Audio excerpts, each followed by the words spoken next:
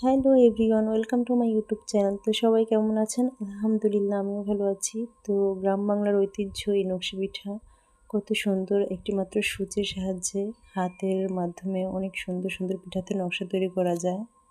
তো আপনারাও কিন্তু পারবেন চেষ্টা করলে ইনশাল্লাহ। ভিডিওটি মনোযোগ দিয়ে দেখবেন, স্কিপ করবেন না। স্কিপ করলে ডিজাইনগুলো আসলে বুঝতে পারবেন না।